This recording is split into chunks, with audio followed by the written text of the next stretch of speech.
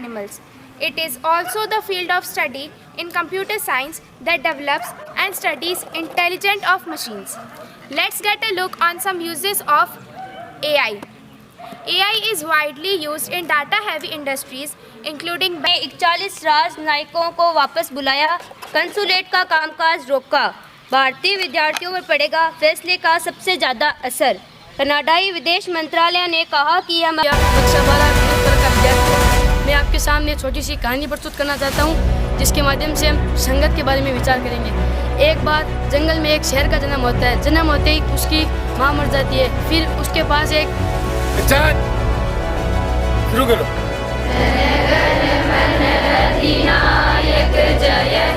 भारत भाग्य विधाता, पंजाब सिंध गुजरात मराठा, द्राविड़ उत्कल बंग। उनसे कई बातें हम हनुमान जी से अपनी ज़िंदगी में उतार सकते हैं। कई बिंदु है ऐसे जो हमें हनुमान जी से अपनी लाइफ में उतारने चाहिए। सबसे इम्पोर्टेंट आपने देखा होगा,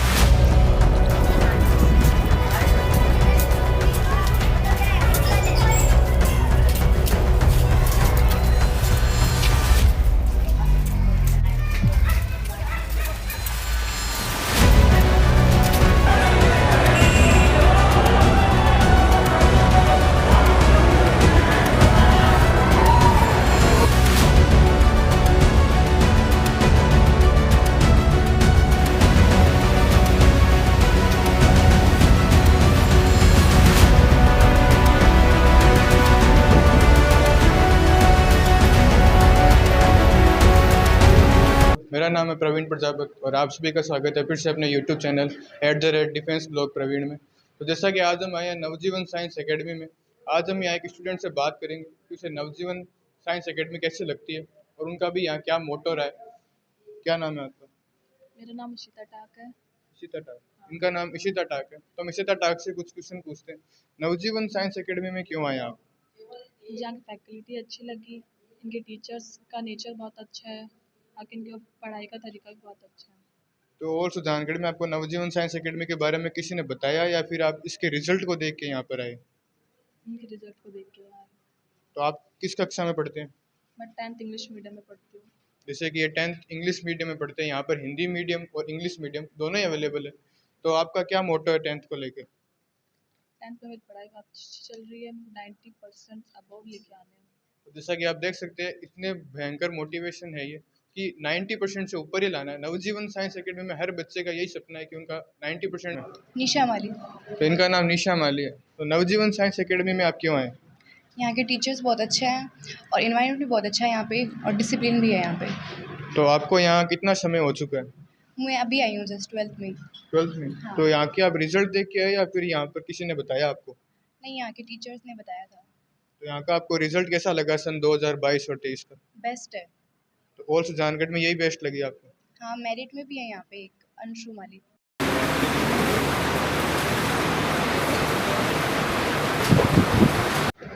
तो चलिए अब हम बात करते हैं 11 साइंस मैथ की एक छात्रा से कि उनका नवजीवन साइंस एकेडमी में क्या अनुभव रहा है। क्या नाम है आपका? अभिलाषा। क्या नाम है? अभिलाषा। इनका नाम अभिलाषा है। तो नवजीवन साइंस एकेडमी में आप क्यों आए? यहाँ जो फैसिलिटी देखी वो अच्छी लगी, और बाकी अदर स्कूल से जो ज़्यादा यहाँ अलग कोर्स करवाया जा रहा है, IIT नीट JEE के। जैसा कि आप देख सकते हैं, कह रहे हैं कि यहाँ पर अलग कोर्सेज भी करवाए जाते हैं। तो पहले आप किस स्कूल में थे? पहले बीकानेर के एक स्कूल में थे। तो यहाँ पर आपको किसने बताया? यहाँ पर अच्छे रिजल्ट रहता था तो घर वालों ने कहा कि यहाँ। जैसा कि आप देख सकते हैं, नवजीवन साइंस एकेडमी का रिजल्ट बहुत बढ़िया ही रहा। तो चलिए अब हम यहाँ के एक स्टूडेंट बॉय से बात करते हैं कि उन्हें यहाँ पर एक छात्र से हम बात करते हैं कि इनके कैसा लगता है यहाँ पर। क्या नाम है आपका? मोहन प्रजापति। इनका नाम मोहन प्रजापति है। सबसे पहले हम ये जानेंगे कहाँ से हैं आप? सुजानगढ़ से। तो ये सुजानगढ़ से बिलोंग करते हैं। क्या नवजीवन साइंस एकेडमी में आना का क्या मकसद रहा?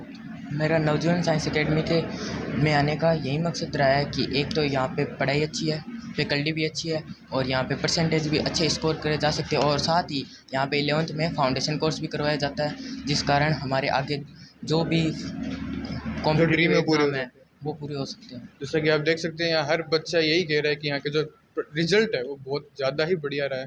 तो सन 2022 और 23 के रिजल्ट को लेके आप क्या कहना चाहेंगे?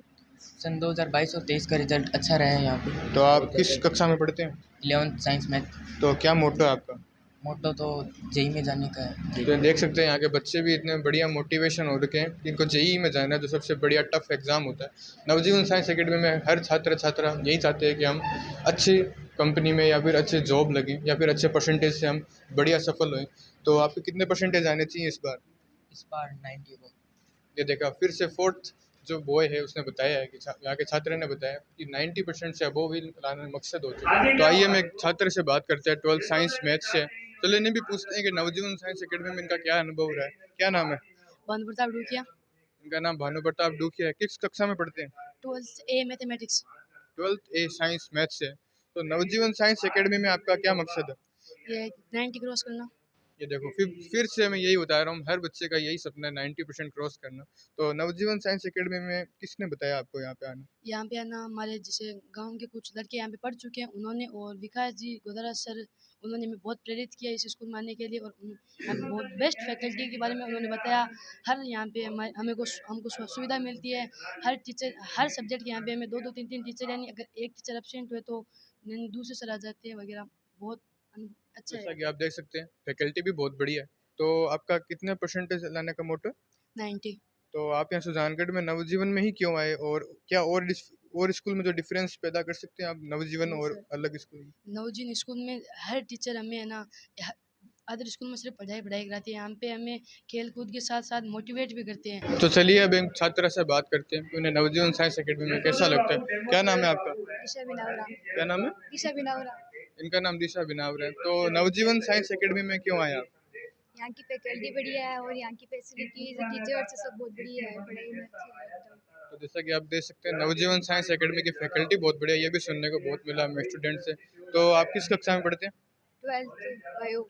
12th bio. तो क्या मोटो है आपका 12th बायो को लेकर?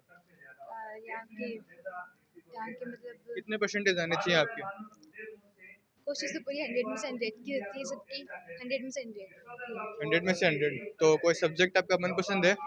हाँ बायो, सारे ही बढ़िया है सब्जेक्ट, तो बायो ज़्यादा अच्छा लगता है। बायो ज़्यादा अच्छा लगता है। जैसा कि आप देख सकते हैं बायो सब्जेक्ट इन्हें बहुत बढ़िया लगता है। तो बायो के टीचर्स आपको किस किस प्रकार पढ़ाते हैं? यहाँ पे ना स्ट्रेस नहीं देते बिल्कुल भी पढ़ाई के प्रति, और है ना एकदम फ्री माइंड से पढ़ाते हैं हमको, और है ना हर चीज़ एकदम अच्छे से बताते हैं। तो जैसा कि मैंने सुना है वीकली टेस्ट भी होते हैं, तो वीकली टेस्ट में आपका क्या रिजल्ट रहता है? सब में एकदम अच्छा अच्छा रहता है एकदम। तो 10 में से कितने नंबर आते हैं आपके? 9 10। 9 8 9 8। जैसा कि आप देख सकते हैं 9 8 यही नंबर रहते हैं। तो आपको यहाँ कितना टाइम हो गया आते हुए? 11th में आई थी। 11th में आए थे, मतलब 2 साल हो चुके हैं छात्रा को। 11th से भी ये बढ़िया रहे। 11th में आपका क्या परसेंटेज रहा? 96। 96 नवजीवन से ही। जैसा कि आप देख सकते हैं सबसे बढ़िया बात 11th से 96% रहा 11th में इनके। 11th में क्या सब्जेक्ट था? Science bio. धन्यवाद। निकाल के मैं क्या करूँगा साइड, और जो अच्छी बातें थी उसको करें, फिर 8 दिन 7 दिन का आगे का डिसाइड पहले से ही कर लेंगे कि मेरा क्या काम था, वो मैंने सही किया या गलत किया। उसकी चीज़ आपको कब मिलेगी? 7 दिन के बाद 8वें दिन मिलेगी, जब आप मंडे को स्कूल आओगे। मंडे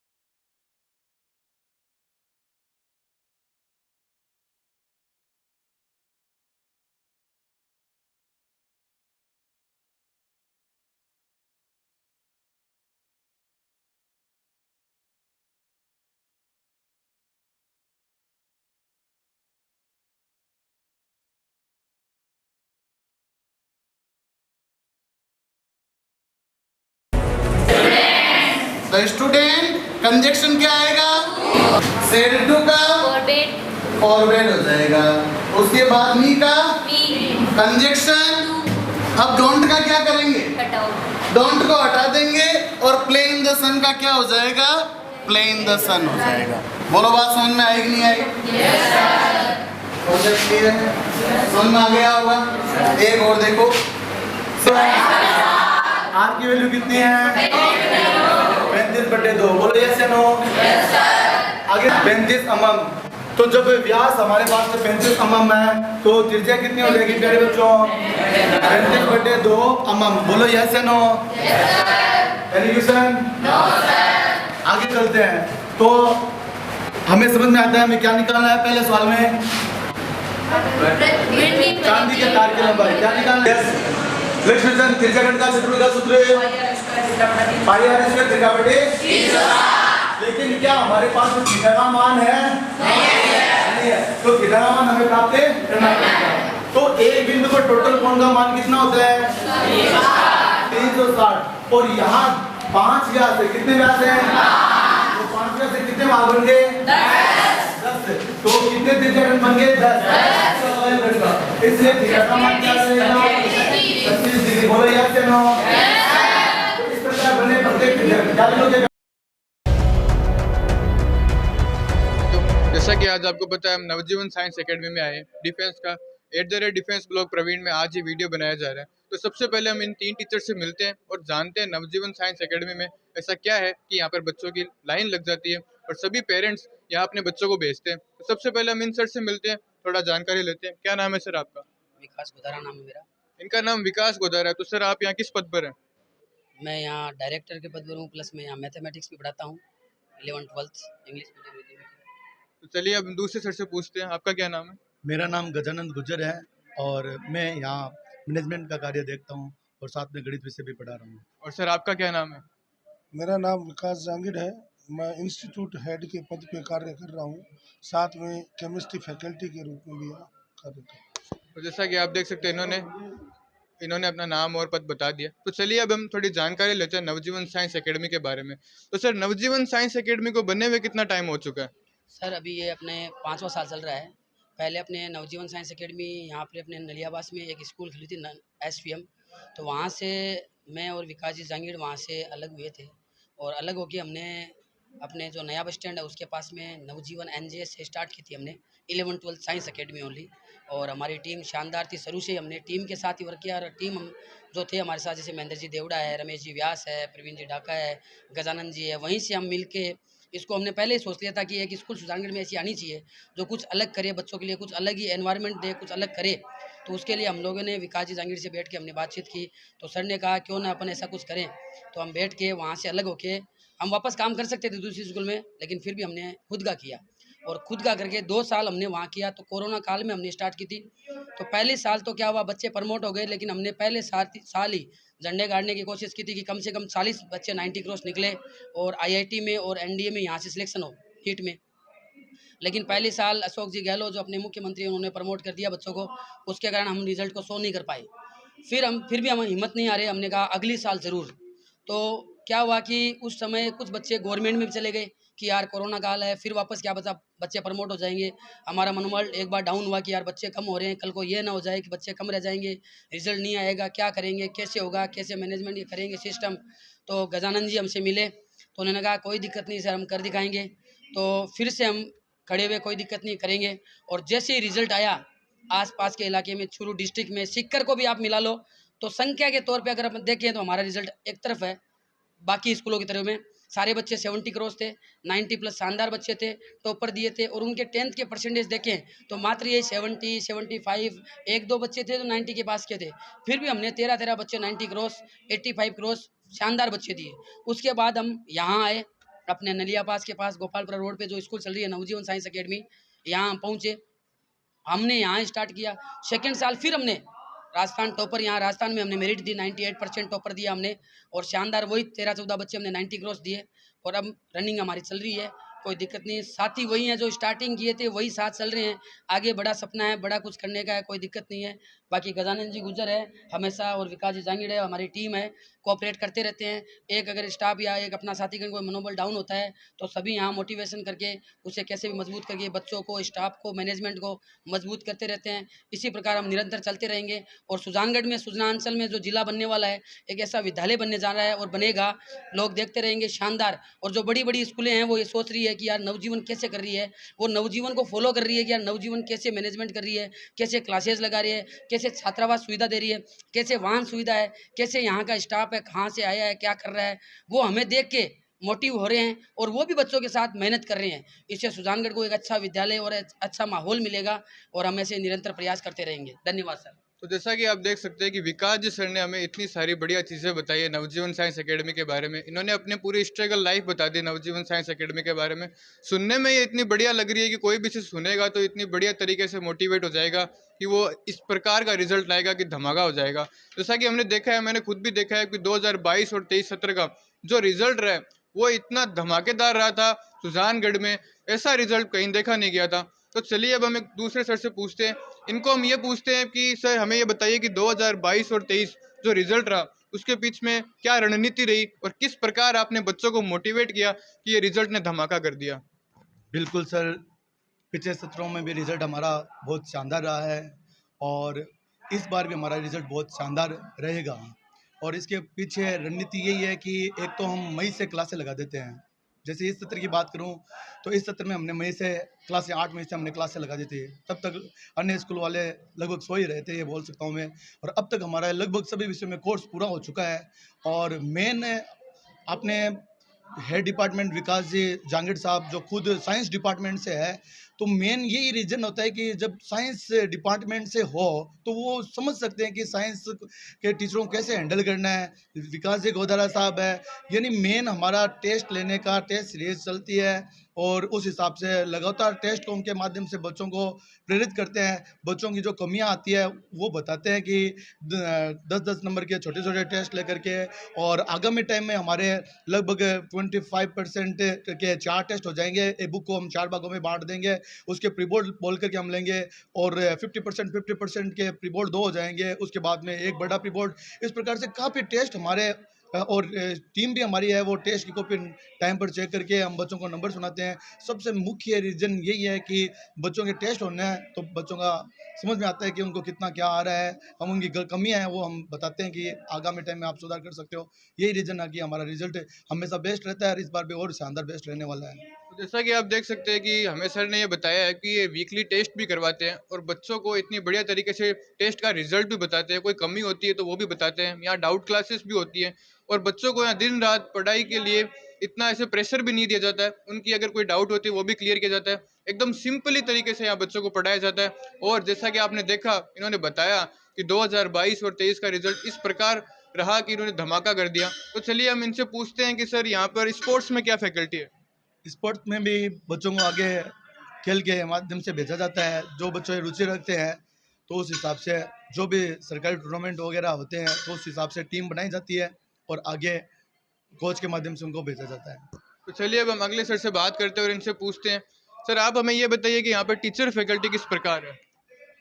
टीचर फैकल्टी सर लगभग 16-17 तो जो टीचिंग स्टाफ है, उसके अलावा नॉन टीचिंग स्टाफ है, लगभग 50 जो है फैकल्टी काम कर रहे हैं।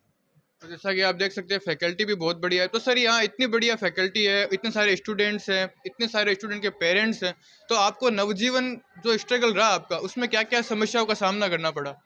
समस्या तो सर सबसे बड़ा, जैसे सर ने बताया विकास जी ने, कोरोना काल ये अपने आप में बहुत बड़ी समस्या थी और उस समय इसको स्टार्ट करना, इसको मैनेज करना, तो काफ़ी स्ट्रगल करना पड़ा है। तो सर आप यहाँ पे कितनी बजे स्कूल ओपन करते हैं और कितनी बजे तक चलती है स्कूल। हमारी स्कूल 6 से 7 घंटे चलती है सर। 6 से 7 घंटे चलती है। जैसा कि आप देख सकते हैं 6 से 7 घंटे यहाँ विद्यार्थियों को पढ़ाया जाता है। तो यहाँ एक्स्ट्रा क्लासेस लगती है। एक्स्ट्रा सर संडे को लगती है और रूटीन में भी लगती है। तो आप यहाँ स्कूल के अलावा भी कहीं पढ़ाते हैं, कोई कोचिंग क्लासेस कुछ। नहीं सर। तो यहाँ पर आप देख सकते हैं सिर्फ टोटल तैयारी स्कूल के बच्चों को स्कूल में ही करवाई जाती है। तो इस बार 2022 और 23 में कितने बच्चों ने टॉप किया था। 22 और 23 में नंबर ऑफ स्टूडेंट जो है अभी, पहले बात तो 21-22 का बता दूं, 21-22 में 15 बच्चे थे 90 क्रॉस, और लगभग यही नंबर 22-23 में था। तो पहले आपके पास कितने स्टूडेंट थे और रिजल्ट के बाद कितने स्टूडेंट हैं? सर स्टार्टिंग में तो काफ़ी कम थे, लमसम 100 से 120 के आसपास थे, और इस समय 400 की स्ट्रेंथ है 9 to 12। जैसा कि आप देख सकते हैं रिजल्ट के बाद में जो बच्चों ने यहाँ पर कदम रखे हैं अपने, उसके बाद नवजीवन का एक अलग ही नज़ारा देखने को मिलता है। तो मैं इन तीनों सर और नवजीवन साइंस एकेडमी के जितने भी टीचर्स, फैकल्टी, जो भी सुविधाएं यहाँ पर है, उन सभी को धन्यवाद करता हूँ कि जिस प्रकार आज यहाँ बच्चों का भविष्य सुधर रहा है। और नवजीवन साइंस एकेडमी एक ऐसी एकेडमी है जहाँ अगर बच्चे आते हैं, हाँ, तो यहाँ पर जितने बच्चे आते हैं उनका भविष्य सुधरता ही है और परसेंटेज हमेशा 90% से ऊपर आते हैं। हमने आज सभी बच्चों के इंटरव्यू भी लिए, जैसा कि आपने सुना ही था, हर बच्चे ने यही कहा 90% से अबव, 90% से अबव।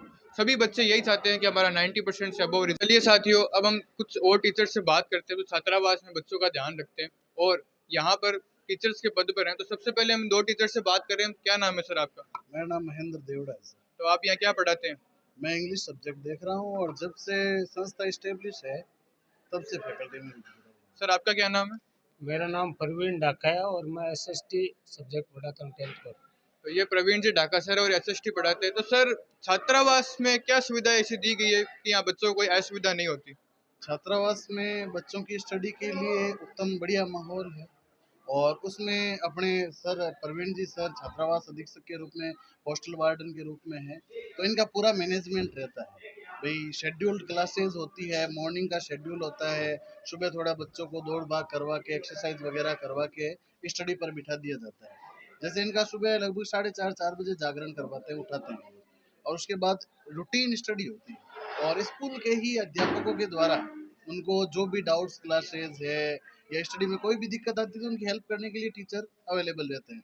और अपनी ज़्यादातर फैकल्टी क्या बाहर की है सर, तो कुछ टीचर्स हॉस्टल में ही रहते हैं और कुछ टीचर घर से आकर क्लासेस। जैसा कि आपने देखा, इन्होंने बताया छात्रावास में कैसी सुविधाएं दी गई बच्चों को। तो चलिए हम इन सर से पूछते हैं कि सर खाने पीने के मामले में छात्रावास में क्या सुविधाएं दी गई है? सर खाने पीने के मामले में यही है, पहले मैं आपको ये पूरा बताता हूँ कि सुजानगढ़ में छात्रावास का जो माहौल था वो 2-3 साल से पहले यानी बहुत अच्छा नहीं था। तो हमने ये प्रयास किया था कि सुजानगढ़ में भी सीकर और कोटा की तरह अच्छे जो छात्रावास है उनकी सुविधा है वो उपलब्ध करवाई जाए। तो 2-3 साल से ये प्रयास करके हमने ये साबित किया है कि सुजानगढ़ में भी छात्रावास को यानी एक एजुकेशन हब के रूप में बनाया जा सकता है, और हमने ये नवजीवन स्कूल के माध्यम से ये करके दिखाया है। और खाने पीने की जो टाइम टेबल और व्यवस्थाएं है वो हमारी ये है कि सुबह सबसे पहले 4:30-4:15 बजे के लगभग बच्चों को उठाया जाता है, तो वहाँ पर इनकी डेली रूटीन के जो कार्य है वो होने के बाद में दूध वगैरह वो दिया जाता है, और 7 बजे के लगभग इनको नाश्ता दिया जाता है। नाश्ते में हर दिन इनको चेंज परिवर्तित जो नाश्ता है परिवर्तन वो दिया जाता है। दोपहर में इनको जो खाना है वो दिया जाता है और शाम को खाना है। उसके बाद में छात्रावास में जो बच्चे रहते हैं उनको 24 घंटे नवजीवन स्कूल है उसकी टीम के द्वारा इनको अध्ययन है वो करवाया जाता है, और 1 घंटा 45 मिनट है वो उनको खेल कूद के लिए दिया जाता है। तो यहाँ पर आप देख सकते हैं, जैसे आपने कहा खेल कूद के लिए भी इनको टाइम दिया जाता है, तो उसके लिए अलग कोच है या फिर ये सर ही करवाते हैं? सर स्पोर्ट्स के जो टीचर है उन्हीं के माध्यम से इनको खेल कूद की जो गतिविधियाँ है वो संचालित की जाती है। तो जैसा कि आप देख सकते हैं, तो हम वापस एक क्वेश्चन पूछते हैं कि 2022 और 23 में जो रिजल्ट रहा उसमें भी बच्चे छात्रावास में ही रहे थे। तो छात्रावास में किस प्रकार ध्यान रखा गया था बच्चों का कि और कितने बच्चे इतने सक्सेस हुए रिजल्ट से? भाई हॉस्टल में क्लासों के जिसमें से 30 विद्यार्थी थे, उनमें से जो टॉपर स्टूडेंट 15 टॉपर है उसमें से 7 स्टूडेंट हॉस्टल से, और उन्होंने भाई 90 अबव अंक हासिल किया। तो जैसा कि आप देख सकते हैं, ये कोई छोटी मोटी बात नहीं है कि हॉस्टल में रहकर, ऐसा कभी कभी माना भी जाता है कि हॉस्टल में कोई बच्चा रहता है तो वो पढ़ाई में ध्यान नहीं देता है, तो उसका और कोई कोई तो संवर जाता है और कोई कोई डूब जाता है। जैसा कि आप देख सकते हैं, नवजीवन साइंस एकेडमी एक ऐसी एकेडमी है जहाँ पर छात्रावास भी इतना बढ़िया है कि यहाँ पर अगर बच्चे रहते हैं तो उनका जो रिजल्ट है वो बहुत शानदार रहता है। तो चलिए अब इनसे पूछते हैं कि सर आपने ऐसा क्या ऐसी रणनीति बनाई हॉस्टल में कि सारे बच्चों ने इतने अच्छे रिजल्ट प्राप्त किए? सर रिजल्ट के लिए तो ये है कि हमने 2 सालों से जो नवजीवन की टीम है इसके माध्यम से ही उनको लगातार अध्ययन है वो करवाया, और 2 सालों में ये साबित कर दिया है कि हमने 38 बच्चे 10th और 12th में इन 2 सालों में 90+ जो बच्चे हैं वो छात्रावास के, नवजीवन छात्रावास के बच्चे हैं वो दिए सुजानगढ़ को हमने। सर छात्रावास में अब 24 आवर अवेलेबल है? बिल्कुल सर, 24 अवेलेबल है। तो सर आप भी यहाँ 24 आवर अवेलेबल है? मैं अवेलेबल, मेरा वैसे यहाँ मकान लिया हुआ है, किराया रहता हूँ मैं, लेकिन मैं जैसे स्कूल में ही क्लासेज वगैरह सारा सिस्टम स्कूल का रहता है, तो हॉस्टल में हमारी बोर्ड क्लासों के अलावा एक्स्ट्रा क्लासेज होती है भाई, जिसमें शेड्यूल बना हुआ था टीचर का सब्जेक्ट वाइज। सिलेबस तो स्कूल का तो चलता रहता है, उसके अलावा अलग से सिलेबस लेकर हॉस्टल में क्लासेज प्रोवाइड की जाती है। तो ये नवजीवन साइंस एकेडमी सुजानगढ़ में कहाँ स्थित है? नवजीवन साइंस एकेडमी अभी अपने खिचड़ कॉलोनी में स्थित है, और नवजीवन का हॉस्टल स्कूल के परिसर से 500 मीटर की दूरी में ही है। तो सर अगर जैसे हॉस्टल में कोई बच्चा पढ़ रहा हो तो उससे कोई डाउट की प्रॉब्लम आ जाए और वो टीचर अवेलेबल ना हो तो उसकी क्या सुविधा है? सर इसके लिए हमारे पास पहले तो यह बता देता हूँ आपको कि डबल जो फैकल्टी है उनकी सुविधा है। अगर किसी भी टीचर के अगर कोई कार्य होता है तो उसकी जगह दूसरा रिप्लेसमेंट के लिए टीचर है हमारे पास। तो हर सब्जेक्ट के लिए 2 फैकल्टी मतलब अवेलेबल है, जैसा कि आप देख सकते हैं हर सुविधाएं यहाँ उपलब्ध है। तो जो बच्चे हैं यहाँ पर स्पोर्ट्स में भी जाते हैं या नहीं जाते? छात्रावास के जो बच्चे हैं वो स्पोर्ट्स के लिए अभी तो हमने नहीं भेजे है, लेकिन अभी विचार है कि जो भी खेल कूद की गतिविधियाँ होगी उनमें उनको शामिल करेंगे। नाम है? मेरा नाम गोविंद बेनीवाल है। इनका नाम गोविंद बेनीवाल है। तो आपकी क्या भूमिका है नवजीवन? सबसे पहले हम ये जानेंगे आपका पद क्या है? पद वैसे पीटीआई का मान लो आप, वैसे सारा ही बच्चों को ध्यान रखना, बच्चे उपस्थित है नहीं है, उनके कोई काम है या उनके कोई पेरेंट्स का कॉल आना, उनकी सूचना देना सर को, तो ये सारी चीज़ें मैं मैनेज करता हूँ। जैसा कि आप देख सकते हैं सर मैनेजमेंट के तौर पर है। तो सर नवजीवन साइंस एकेडमी में अगर बच्चों को कोई प्रॉब्लम आती है तो उसका किस प्रकार निवारण किया जाता है? तो उसके पहले बच्चे की किस प्रकार की प्रॉब्लम है, अगर उसका मान लो कोई वर्क में उसकी दिक्कत आ रही है, स्टडी संबंधी कोई दिक्कत आ रही है, तो उसके बारे में पहले बच्चे के देखते हैं कि उसका कैचिंग पावर कितना है, उसके समझ में कितना आ रहा है। उसके बाद में अगर उससे कवर नहीं हो रहा है तो उस सब्जेक्ट टीचर को हम समझाते हैं कि इस बच्चे को थोड़ा सा इस तरह से मोटिवेट करो ताकि ये आगे बच्चा कवर कर ले इसको। तो सर अगर यहाँ बच्चा कोई एब्सेंट रहता है या फिर कोई बच्चे की कोई शिकायत आती है तो उस प्रकार आप किस प्रकार उनकी हेल्प करते हैं? अगर कोई बच्चा एब्सेंट रहता है तो सबसे पहले हम पेरेंट्स को कॉल करते हैं, उनसे सूचना लेते हैं कि बच्चा क्यों नहीं आया है। अगर बच्चे का कोई रीजनली कारण है तब तो ओके, अन्यथा पेरेंट्स को साथ में बुलाते हैं। तो यहाँ अगर कोई बच्चे की प्रॉब्लम क्रिएट होती है तो ऑन द स्पॉट एक्शन होता है या थोड़ी देर बाद कोई? ना, अगर मान लो बच्चे की स्टडी संबंधित कोई दिक्कत है या कोई होमवर्क में दिक्कत है, अगर बच्चा होमवर्क नहीं करके लाए तो अगर टीचर से हमारे पास लाते हैं कि बच्चे की होमवर्क कंप्लीट नहीं, तो सबसे पहले हम पेरेंट्स को कॉल करते हैं कि आपके बच्चे का होमवर्क कंप्लीट नहीं है। तो पेरेंट्स जो बोलते हैं कि हम उसको करवा देते हैं या 2 दिन का आप टाइम दे दो, तो उसके अकॉर्डिंग उसको हम एक बार रिलीफ देते हैं। अगर उसके बावजूद भी अगर नहीं देते हैं तो उसको हम स्कूल में रोक के उसको होमवर्क करवाते हैं। तो हर स्कूल में से थोड़े अच्छे लड़के भी होते हैं और थोड़े बुरे लड़के भी होते हैं। तो आप पीटीआई के पद पर हैं तो आप हमें ये बताइए कि उन प्रकार के बच्चों को आप किस प्रकार हैंडल करते हैं? अगर वो कोई शैतानी भी करते हैं या फिर कोई गलत एक्टिविटी भी होती है तो उस प्रकार क्या होता है? उसको पहले समझाया जाता है प्यार से, बच्चा कहना मान जाए, क्योंकि बड़े बच्चे हैं, छोटे तो हैं नहीं, तो बड़े बच्चों को एक बार समझाया जाता है। अगर कहना नहीं मानते तो उसके बाद में प्रिंसिपल सर के पास में या आपके पेरेंट्स को बुलाने के उनको कहते हैं, तो उनके थोड़ा सा भय रहता है कि कल को पेरेंट्स आ जाएंगे, हमारी शिकायत हो जाएगी, तो उसके तहत वह पहले ही अपनी जो हरकतें वगैरह है जो भी वह कंट्रोल कर लेते हैं और सुधर जाते